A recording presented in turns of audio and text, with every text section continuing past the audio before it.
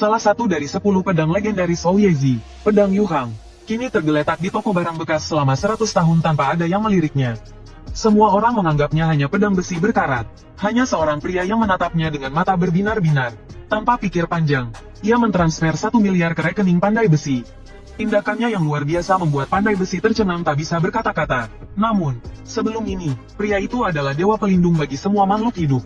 Tetapi umat manusia mengkhianati dewa yang melindungi dunia. Mereka bahkan rela bersekutu dengan dewa-dewa musuh, mengorbankan hidup mereka sendiri, hanya untuk menghakimi kematian sang dewa. Karena pemuda itu adalah dewa kehancuran pertama dan terakhir di dunia. Saat dia menjadi dewa, dia diberi gelar Raja Para Dewa. Sendirian, dia membantai puluhan ribu dewa kuat. Kekuatannya yang luar biasa membuat para dewa iri dan cemburu. Mereka bersatu dengan pengadilan penghakiman untuk menjatuhkan hukuman mati kepada dewa kehancuran. Namun, yang tidak mereka duga, Changsan secara ajaib selamat. Namun, Changsan merasa bingung, karena dia yakin dirinya sudah mati. Lebih tepatnya, jiwanya telah hancur. Kemudian, Changsan memanggil panel sistemnya. Benar saja, sistem tidak berfungsi. Satu-satunya hal yang pasti sekarang, kedudukan, tahta, dan kepercayaan Changsan sebagai dewa telah diturunkan secara paksa. Bahkan kekuatan dan keilahiannya telah dihapus. Tapi mengapa hanya pikirannya yang utuh? Saat dia berpikir, suara ledakan keras terdengar dari permukaan danau yang luas. Changsan menoleh. Terlihat seorang pria berpakaian hitam dengan ekspresi serius berdiri di haluan kapal. Pria itu mulai menceritakan semua pengalaman masa lalu Changsan. Ketika pria itu menyebutkan tentang penghakiman para dewa, Changsan tidak ragu lagi. Dengan kecepatan tinggi, dia mendekati pria itu, dan mengulurkan tangan untuk menangkapnya. Untungnya, pria berpakaian hitam itu bereaksi cepat. Dia terbang ke udara dan menghunus pedangnya. Meskipun pedang itu akan mengenai tubuh Changsan, dia tetap mengayunkan tinjunya. Pedang yang dingin dan tinju yang panas bertabrakan. Permukaan danau bergejolak karena kekuatan yang dahsyat. Ketakutan terlihat di mata pria berpakaian hitam itu. Memanfaatkan kekuatan lawan, dia mundur dengan cepat. Kemudian, dia memukul air danau untuk menghalangi pandangan Changsan. Dia menatap kejadian di depannya dengan tak percaya. Meskipun Changsan telah kehilangan keilahian dan kekuatannya, dia tetap bukan tandingan Changsan. Saat Changsan hendak mengakhiri pertarungan, sebuah kubus misterius berwarna emas tiba-tiba muncul di udara. Seketika, kubus itu menekan Changsan yang hendak mengamuk. Itu adalah perangkat penekan dewa. Seberapa kuat pun seorang dewa, alat itu akan melemahkan mereka menjadi makhluk yang lebih lemah dari slime. Pria berpakaian hitam itu kembali tenang. Perkenalkan, aku adalah malaikat maut tertinggi dari dunia bawah. Ini adalah sungai kematian, dunia setelah kematian. Changsan mengerutkan kening. Setahuku, dewa yang jiwanya hancur tidak memiliki kehidupan setelah kematian. Tapi kau berbeda, jika kau ingin tahu detailnya. Dengarkan aku di perjalanan. Setiap orang memiliki kehidupannya sendiri. Kehidupan dan takdir mereka dicatat dalam buku kehidupan dan kematian. Tapi suatu hari, sebagian besar isi buku kehidupan dan kematian hilang. Dan bagian yang hilang itu adalah tempatmu menjadi dewa, Arkadia.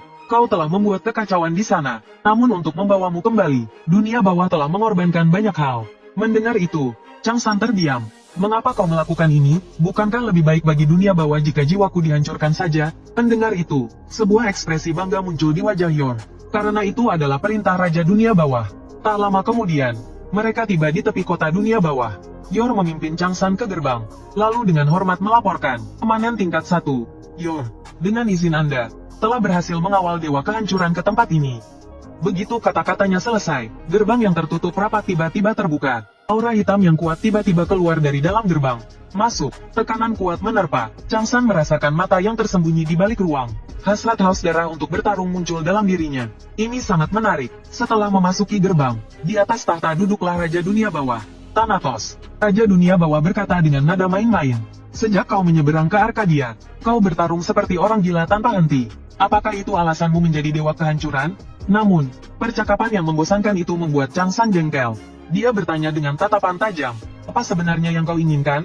Mendengar itu, Raja Dunia Bawah mengubah sikap main-mainnya. Aku ingin kau membawa rantai jiwa ke dunia manusia, dan menjadikan para dewa yang melanggar sumpah sebagai budak dunia bawah. Dan aku akan mengirimmu kembali ke tempatmu seharusnya berada. Setelah berkata demikian, Raja Dunia Bawah melambaikan tangannya. Sebuah planet biru muncul di hadapan Changsan. Dia menunjukkan kerinduan yang telah lama hilang. Ini adalah kampung halamannya. Lalu Raja Dunia Bawah menyeringai. Perhatikan baik-baik, apa yang akan terjadi nanti akan membuatmu pusing. Kemudian bumi mulai membesar, sampai dia bisa melihat setiap orang di jalan, dan pemuda mabuk di depannya, adalah dirinya sendiri. Setelah sadar, Chang San bertanya dengan bingung. Apa alasanmu memberiku kesempatan ini? Karena mereka melanggar sumpah. Mereka memanfaatkan celah dalam sumpah untuk mencoba mencampuri urusan manusia. Itulah juga alasanmu bisa menyeberang ke dunia bawah di kehidupan sebelumnya. Tapi dunia bawah tidak bisa mencampuri urusan dunia manusia. Jika kau mau menjadi anjing pemburu, setelah pekerjaanmu selesai, aku akan melepaskan rantai jiwamu dan memberimu kehidupan baru. Mendengar itu, Chang San tersenyum mengejek. Dia tidak lagi memiliki keinginan untuk hidup. Jangan terburu-buru menolak. Jika kau melakukannya dengan sempurna, aku akan memberimu hadiah lain. Yurisdiksi. Mendengar itu, hati Chang San terkejut. Kau yakin bisa memberikan yurisdiksi tanpa melanggar sumpah? Tentu saja, sumpah itu sendiri adalah sebuah gembok. Kau juga bisa menyebutnya sebagai anugerah raja. Jadi, apa rencanamu? Chang San tersenyum serakah mendengarnya. Jika kau memberiku ini, tidak ada alasan bagiku untuk menolak. Raja Iblis segera memanggil gulungan kontrak. Jadi, kesepakatannya telah dibuat. Dengarkan, para dewa kematian. Bukalah gerbang kembali ke dunia fana sekarang juga. Saat gerbang perlahan terbuka, Chang San melompat ke udara menuju rumahnya. Dia merasakan aura kampung halamannya. Ketika dia membuka matanya lagi, dia telah kembali ke kampung halamannya yang dirindukan, bumi. Setelah beristirahat sejenak, Chang San tiba-tiba melompat dari tanah. Dia mengingat pesan Raja Iblis sebelum reinkarnasinya, untuk memastikan reinkarnasi berjalan lancar. Kau akan tiba di bumi. Tapi tidak sepenuhnya bumi. Satu-satunya tempat untuk menghindari perhatian dewa dunia lain adalah penjara bawah tanah. Dan ini adalah penjara bawah tanah sementara, hutan mewah. Saat itu, suara sistem berbunyi. Tema misi, eksplorasi. Kalian harus mengalahkan monster yang berkeliaran di berbagai area penjara bawah tanah. Dan mencapai puncak gunung di seberang sana. Untuk membantu peserta menyelesaikan misi, semua orang akan diberikan ransel, bilah status, dan bilah kemampuan. Semoga beruntung semuanya. Area pertama akan segera dibuka. Begitu suara itu menghilang, saat semua orang masih bingung, Chang San langsung berlari tanpa ragu. Tapi dia belum berlari jauh. Sudah kehabisan napas. Ini membuatnya sedikit frustrasi. Dewa kehancuran di masa lalu kini menjadi lemah. Jadi Chang San berhenti dan membuka bilah sistem. Meskipun semuanya dipertahankan setelah reinkarnasi,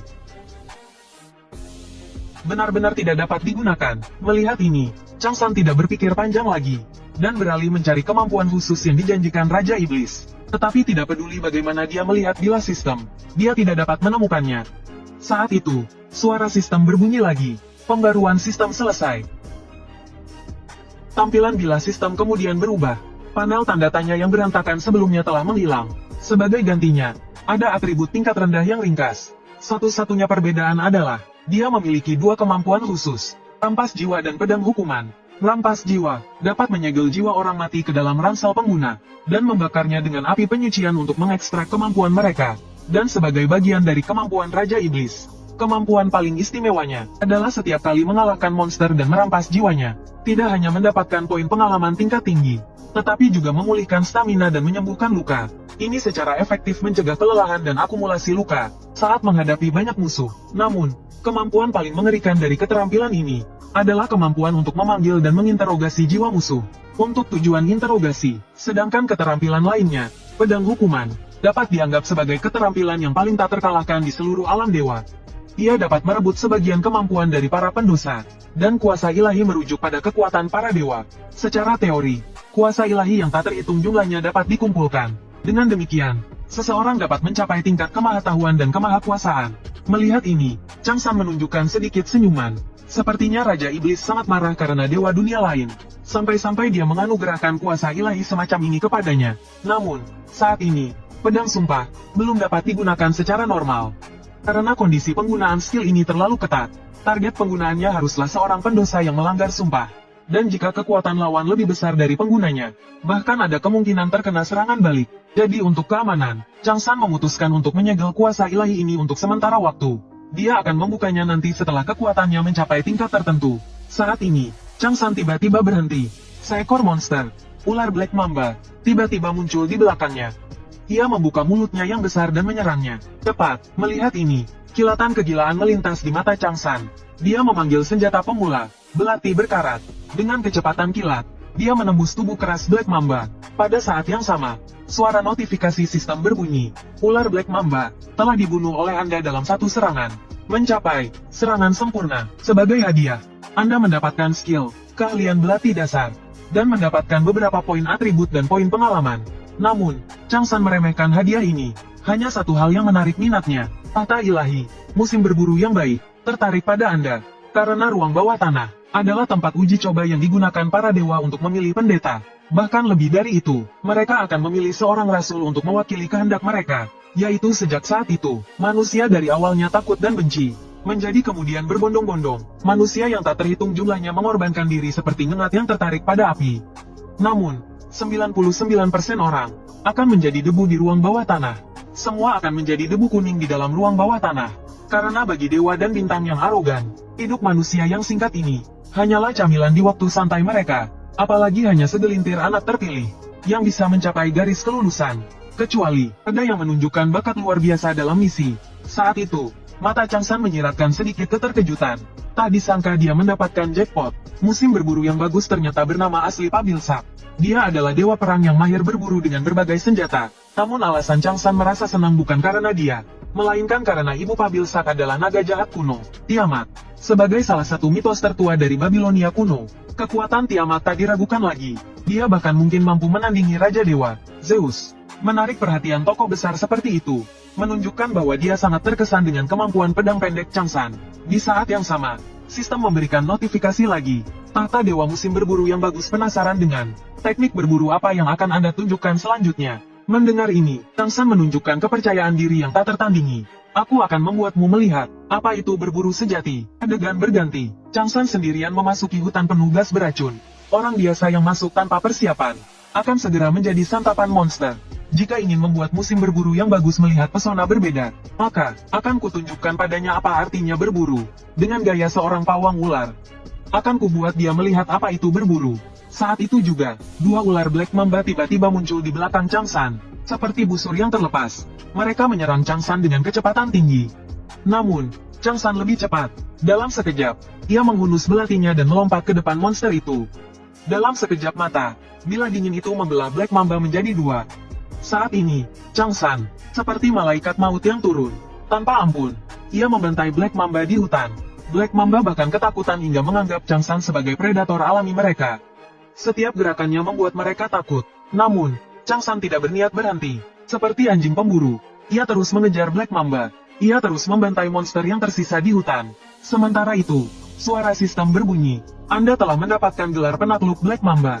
Efek, kekuatan plus 5, dan dapat memicu rasa takut pada makhluk berjenis ular. Changsan mulai merasakan sensasi membunuh yang menyenangkan. Ketakutan yang hanya bisa ia rasakan di Arkadia dulu membuatnya sangat senang. Changsan baru berhenti setelah Black Mamba terakhir di hutan terbunuh. Ia akhirnya menghentikan langkahnya. Namun, prestasi gemilangnya ini tidak menarik perhatian para dewa, malah menjadi pertanda kematiannya. Prestasi yang begitu mengesankan membuatnya dengan cepat menarik perhatian para dewa. Maka, Changsan memanfaatkan momentum ini dan mengalihkan targetnya ke Raja Black Mamba. Black Mamba berdarah. Perlu diketahui, untuk seorang pemula di bawah level 10, mengalahkan monster tingkat penguasa adalah hal yang mustahil. Tapi jika Changsan bisa mengalahkannya sendirian, itu akan menjadi kesempatan sempurna untuk menarik perhatian dewa yang lebih kuat. Lebih penting lagi, Black Mamba berdarah memiliki taring beracun yang unik, yang bisa memberi Changsan skill tingkat dewa, kebal racun. Dan ini adalah satu-satunya kesempatan untuk mendapatkan kemampuan ini. Memikirkan hal ini, Changsan menggertakkan giginya dengan marah. Dalam perang brutal Ragnarok di kehidupan sebelumnya, alasan utama kekalahannya adalah karena terkena kutukan dan racun paling mematikan di dunia, kutukan Gaia, yang sangat mengurangi kemampuan bertarung dan penghakimannya. Itulah sebabnya dia kalah. Jadi untuk membalas dendam, dia harus mendapatkan taring beracun ini. Namun pada saat itu, pedang besi berkaratnya tiba-tiba hancur karena kehabisan daya tahan. Adegan ini membuatnya hampir kehilangan kesabaran. Kenapa bisa pecah tepat setelah dia menyombongkan diri? Namun, dia segera berpikir bahwa sebuah senjata yang paling buruk bisa bertahan hingga saat ini sudah luar biasa. Namun pada saat itu, tiba-tiba terdengar suara tajam melesat dari langit. Segera setelah itu, sebilah parang tajam menusuk ke tanah, membuat Changsan ketakutan bahwa itu adalah serangan musuh.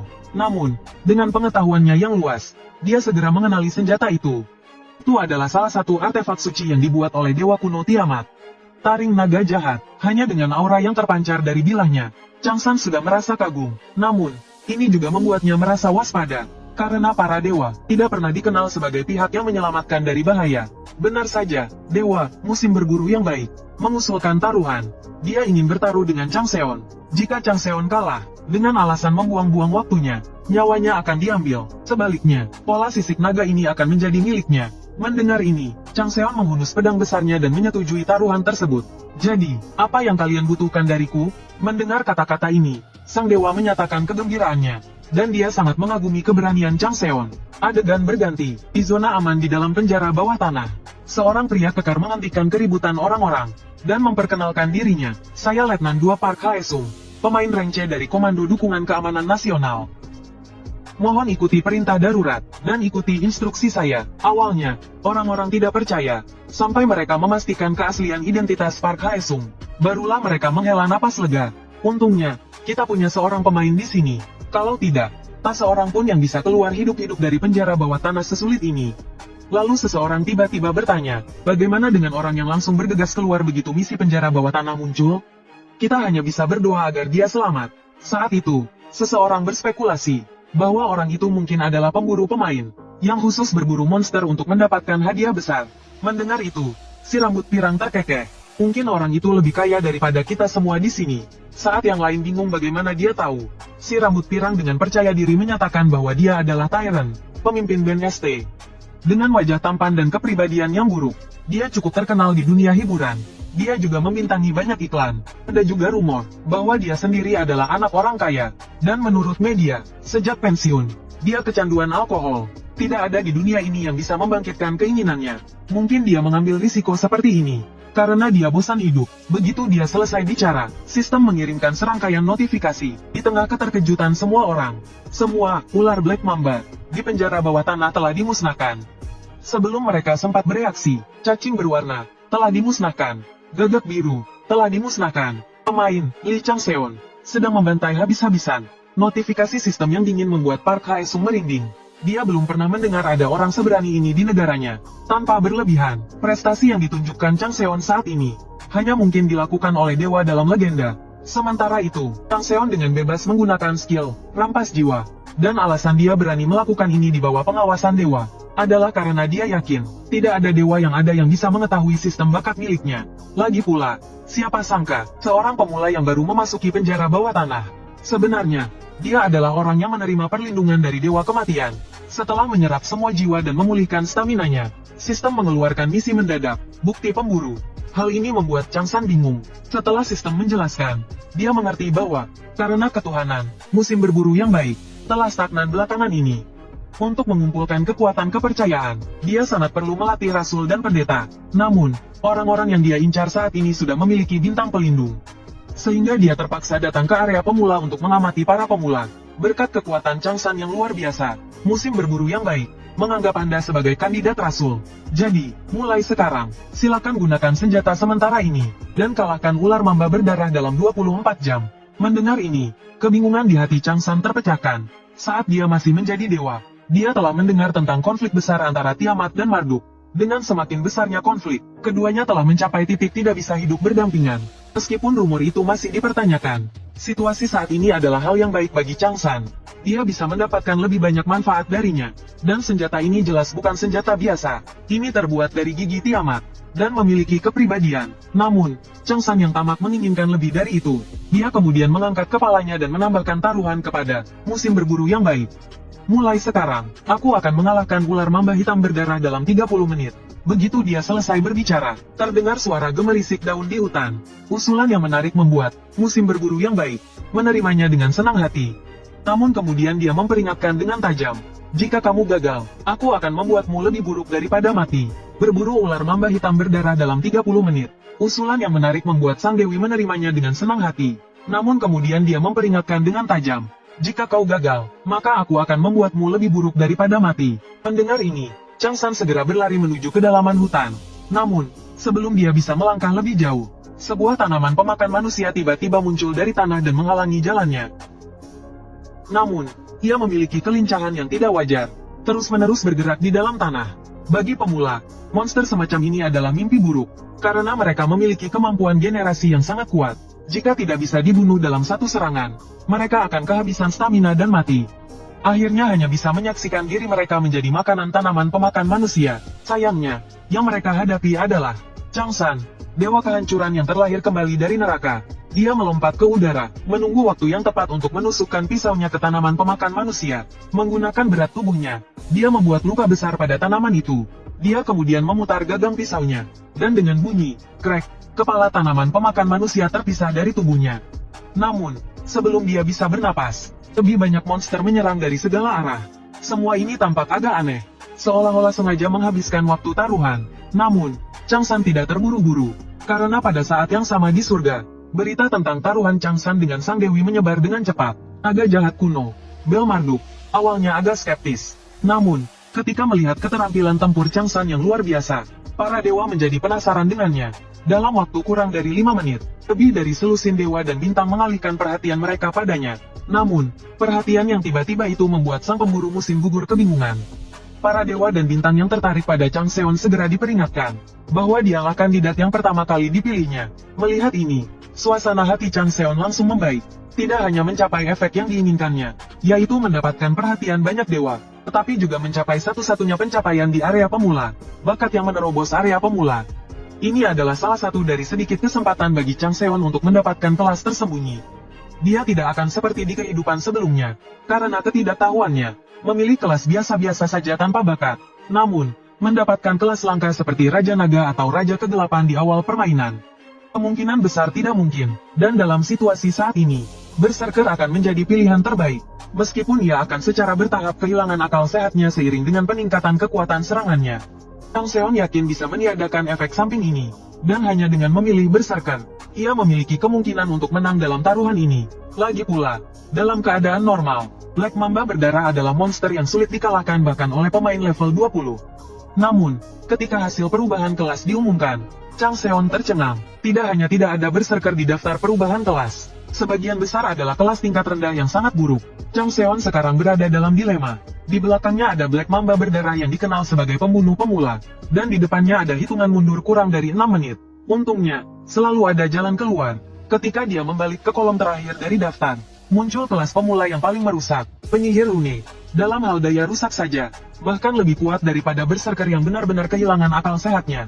Meskipun ia akan kekurangan kemampuan pertarungan jarak dekat, pengalaman dari kehidupan sebelumnya cukup untuk menutupinya. Jadi, Chang Seon tidak ragu lagi. Anda telah memilih penyihir rune untuk perubahan kelas pertama Anda. Mendapatkan 5 poin kelincahan dan kecerdasan. Dan atribut baru kecerdasan dan kemauan telah ditambahkan.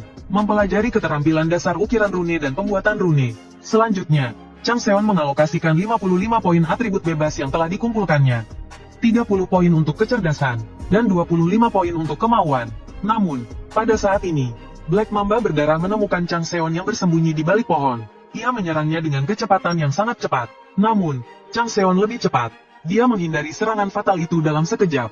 Kemudian, dia mengaktifkan skill pembuatan rune. Dalam sekejap, kekuatan sihir mewarnai matanya menjadi biru tua. Lalu dia meletakkan tangannya secara horizontal di atas pedangnya. Dalam cahaya kebingungan para dewa, dia mengiris jarinya. Dengan darah sebagai pemandu, dia mengukir rune di bilah pedangnya.